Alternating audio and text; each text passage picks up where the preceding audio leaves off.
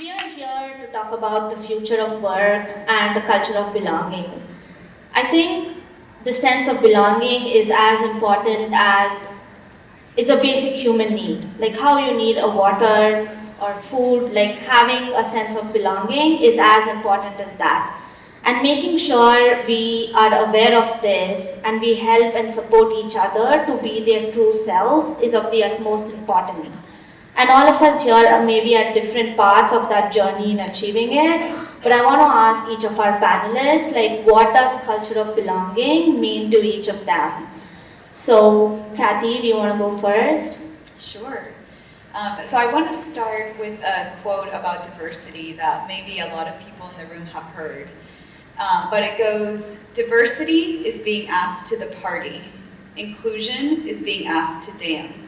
And belonging is when they play your music. Love it.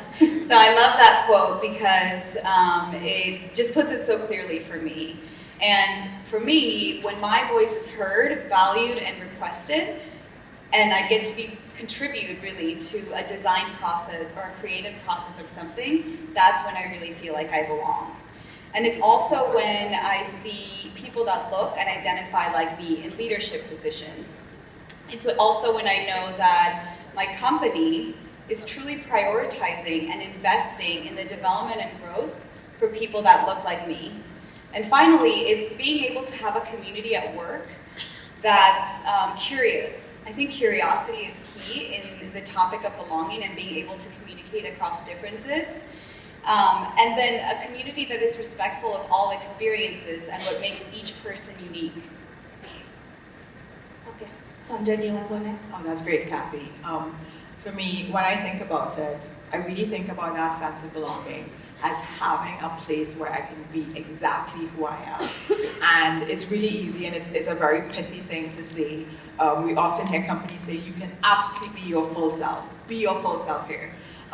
But taking that from those words into actual actions, into allowing me to be vulnerable and passionate, but also knowing that I'm in a space where that vulnerability is encouraged. At Asana, one of the things that we have is a value that speaks about being real, and it really encourages all employees to be themselves, but it empowers them to know that managers are also going to be themselves. Creating that space for vulnerability allows people really and truly to do their best work. And when we do our best work, when we are all thriving, when we have a place where we know that those in leadership look like us, understand our issues, and give us the space to really do that creative thinking and collaboration, that's when we produce the work that really moves a company forward. And that's how I think about culture, creating a culture of belonging. Love the work at Asana. Maria? Yes, so I want to have three words. So when we talk about diversity, we talk about representation.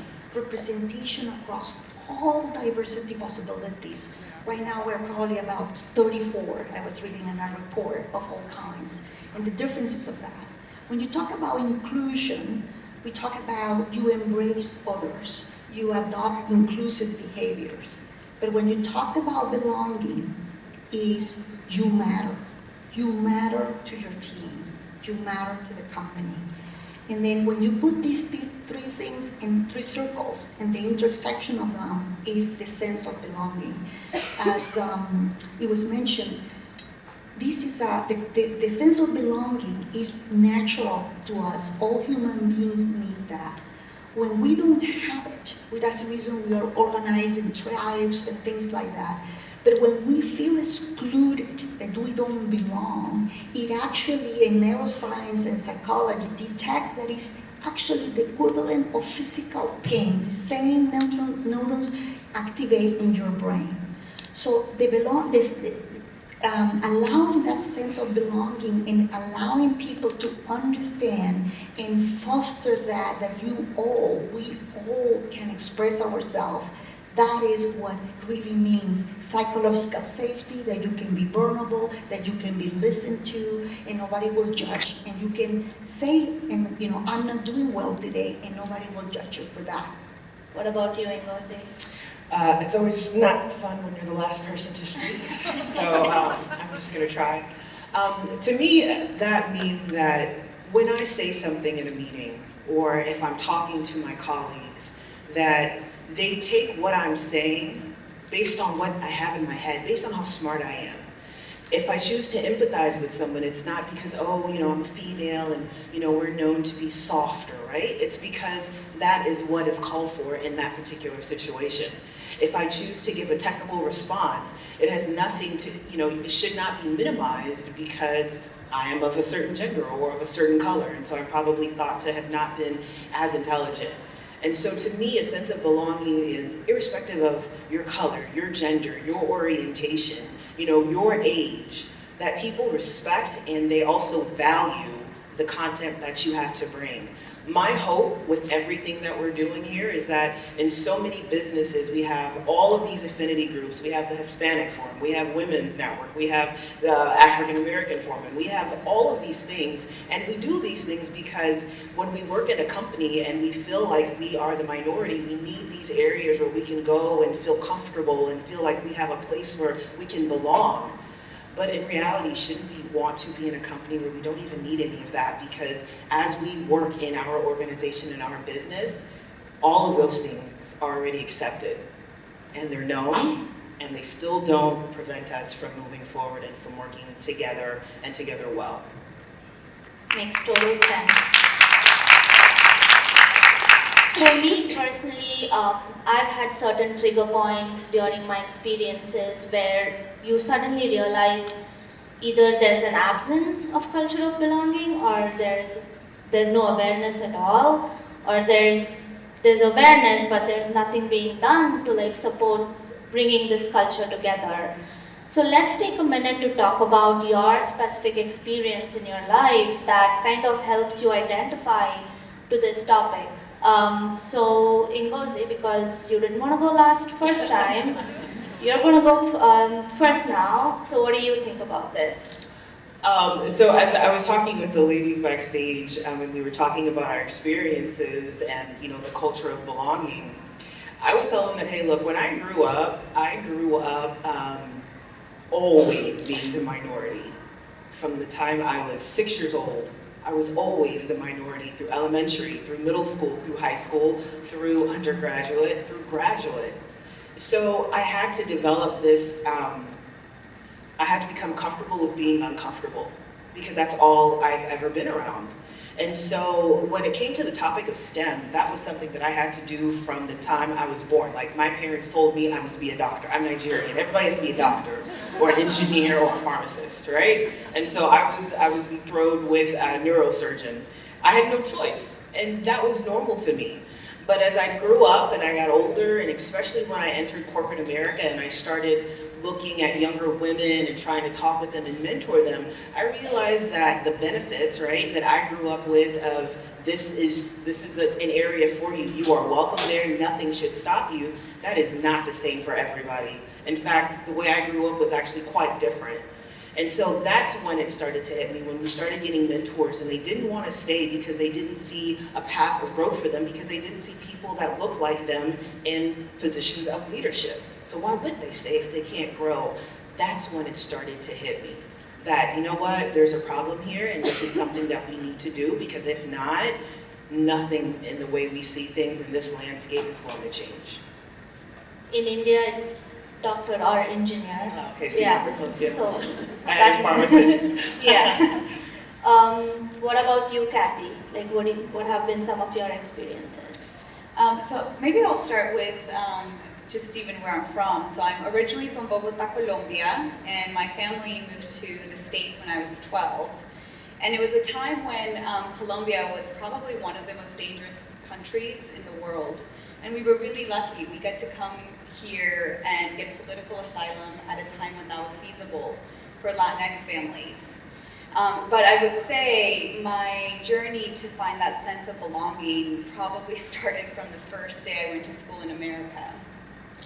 My family settled down in Orange County, and as I mentioned, I was 12 when I moved here, and at that age, kids can be quite mean. So I was really getting made fun of for the way I looked and the clothes I wore and how I spoke really bad English.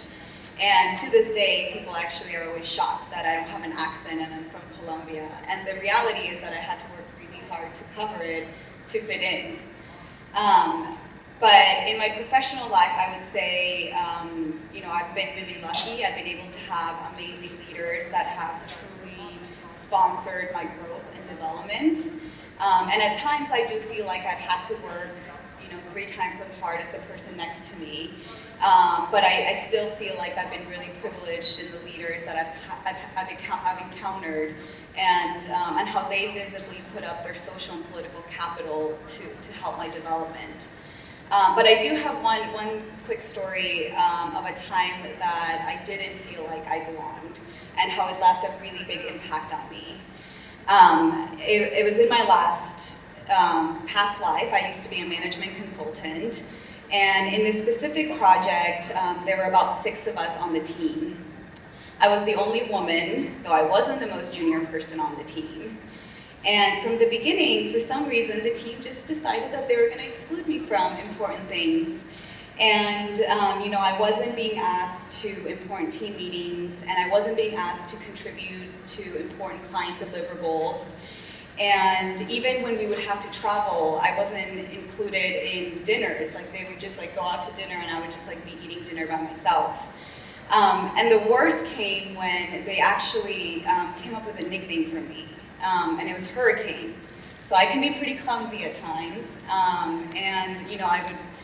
They would be in the room and I'd walk into the room and they'd all just kind of laugh and say, "Oh, here comes Hurricane, what mess is she gonna make now?" And I would just externally laugh it off. But internally, it really affected me. And I think at that time, I was really questioning my worth and my ability and at times even my existence. And I was resentful, and I ultimately, kept working hard, and I just figured if I just put my head down and keep working hard, I'll just get through this. But actually, even normal activities would just be really draining, things that would normally not take as much energy out of me. And I finished the project, and I ended up leaving that company, and I ended up having to take a few months off to kind of just mentally realign myself. And it was probably one of the best changes I've made in my life, but I think to this day, wonder what an impact that project had on me and how much it potentially set back my career. And more importantly, what an impact it had on my confidence for years to come and maybe even, at times to this day. It did lead me to, I think, pursue work in diversity and inclusion, and that's when I did start my organization, my music organization that I led for a couple of years. But it did leave a mark on me. And I know all of you have done amazing work in your company. In just half an hour that I was chatting with them, I learned so much. So I want you guys to share some of the work that you professionally or personally are doing to help this. Maria, let's start with you. I know you can talk about days, on what you're going to do, but quickly, what do you think are some of the things you, as well as Microsoft, you've taken upon yourself to, support this cause? Yes. So before I do that, I wanted to share a little story of why this is so important to me. Many years ago, I started in a company. I was the vedette manager of that company. In the other company, everybody from the CEO and everyone were from one single ethnicity and all men. So I was the only one, not only from a woman perspective, but from where I came and my values and all that. So I didn't belong, but I tried. Until one day in a meeting, the CEO said something so horrible along with everybody there that I basically stood up and I said, "I'm not going to allow you to do this to me." And I walked out of the company. That was very traumatic. Personally, very traumatic. But that allowed me to be very passionate about not only the diversity aspect and the inclusion, but the sense of belonging, because I don't want anybody to feel the way I felt that day. So coming out to what I'm doing professionally, specifically in Microsoft, I lead a council that we have about with 30 people across a very large division in AI. And we have different initiatives that we do not only to attract talent, to engage the talent, but more importantly, to retain the talent. We have, for example, the United Days, we have community forums, we do scenario playing, we have trainings that come from HR, and that is helping. But more importantly, last year, our CEO institutionalized a corporate priority for D&I. Every single employee in Microsoft have to put something about D&I that they're doing, learning, participating in their journey, and that has been fantastic for the company. In addition to that, I personally lead a dev team that we do strategic projects for the division. The uniqueness about this development team is almost 50-50 gender diverse. That is pretty unheard of in the tech industry. And not only that, we also have diversity across many dimensions, pretty high percentages. Such as the team is getting so much traction in the company that other teams, Azure, Office, all over, are asking us to do hiring as a service. We hire people for the company, not just for my team. If you want to learn more about that, come and talk to me afterwards. Sounds great. Sonja, what are your thoughts on this? Sure. I just want to take a moment to say thank you to these ladies for sharing their very personal stories. It's pretty powerful. And it's exactly why I do the work that I do. So at my company, one of the things that I've been really proud of is establishing a series called a Real Talk series. And the idea behind it is that we ask fellow employees, Asanas as we call them, to share their experiences. We've had conversations on being Black in America, on being a Muslim in America after the 2016 election, on being an immigrant in America, on being biracial in America. And that's just some examples of it. And the idea behind it is that people are sharing their perspectives. They are not speaking for the entire Black experience or Muslim experience or immigrant experience. But the conversations are really uncomfortable. It gives a sense of what it's like outside of the workplace, and it encourages us to stop thinking that we are in a bubble. The challenge after those conversations is that we ask other employees to continue the conversation, remembering that Google is your friend, or your preferred search engine, perhaps Bing. Thank you. And do not just rely on your fellow employees to educate you. Share some of that labor and that burden so that you can learn more about the things that are really important to the people that you work with, and that you can learn how to be an ally and hopefully an advocate.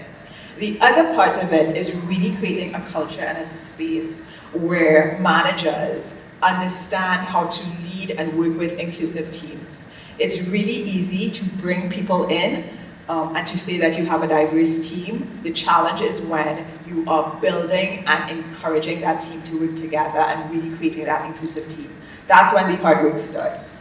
And not all managers are created equally, and some of them have to be helped and coached. So one of the things that I encourage you to think about as you think about your own companies is what are you all doing around inclusive leadership training? How are you all creating spaces where introverts have the same opportunities as extroverts, as women have the same opportunities as men?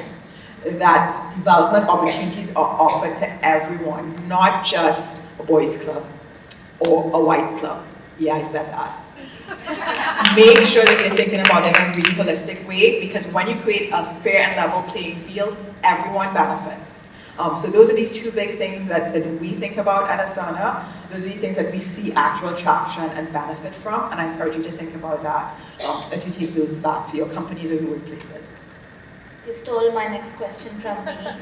But For me, as I mentioned earlier, we are in different stages in our journey of creating this culture of belonging.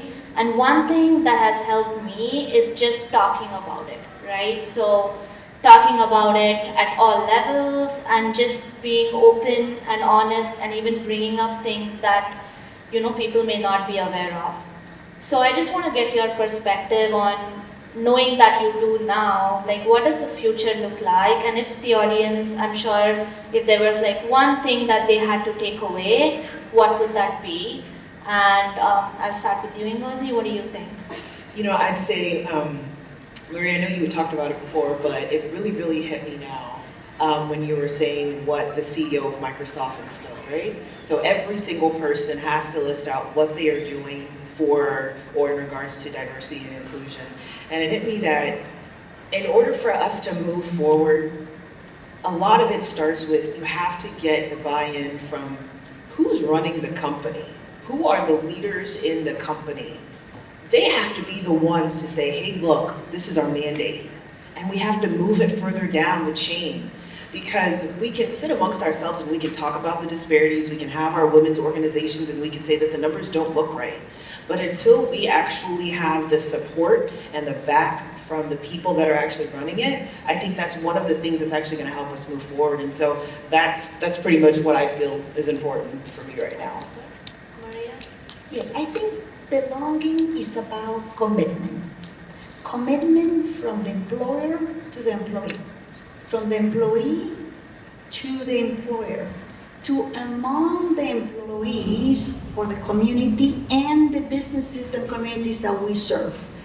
Because it's about respecting, learning, accepting all types of diversities, and also having compassion, empathy, and willing to listen and learn and be curious about the other points of view. So with that, it takes all of us. It starts with us. It's that you can control and what you can do. So belonging is commitment. Plus one and plus one. The other thing I would add is that belonging really is about everyone. And it's really easy to think that it only affects a certain underrepresented group. This is work that affects everyone, and if it's done well and if you create a space for everyone to feel included, everyone does benefit. I encourage you, if there's one thing that you take away from what I have said, it's that don't say that you do not see the differences. When you don't see color, or you don't see race, or you don't see anything that makes me unique, you are minimizing my own uniqueness and what I bring to the table.